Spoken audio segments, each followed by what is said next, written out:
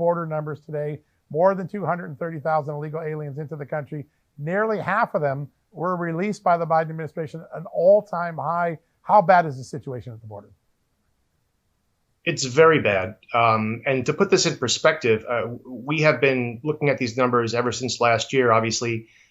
We are creeping up on 1 million individuals, aliens crossing the border with the government's blessing. That number is staggering on a lot of levels, but it's also important to remember that number is not the whole number. It could be another 500,000 to 1 million who've crossed without our awareness. That's also not including the unaccompanied alien children that have used the system to get themselves into the country. To put this in perspective, these numbers are very generic to people. It's really hard, especially when you don't see illegal immigration every day like people in Texas or Arizona. But I like to put it this way.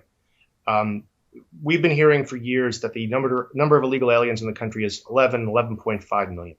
Now, I personally think that number is way larger. We really have a lot of homework to do to figure that number out. But let's just go with that number for a second.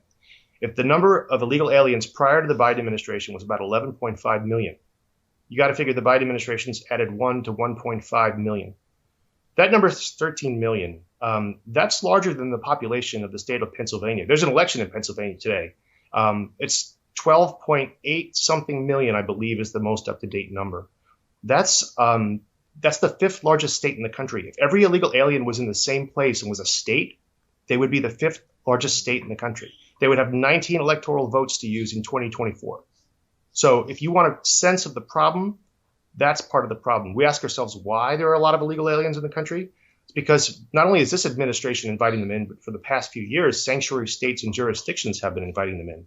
And so we have to get a handle on this. The Biden administration has clearly put up a neon sign saying, come on in, because they need it to replace us as voters. This is really a massive voter importation project. It turns out when you spend 50 years aborting children in the womb, you're short about 63 million voters. Marxist policies are unpopular in the United States, so you got two choices. You change your worldview or you import voters, and they've chosen the latter.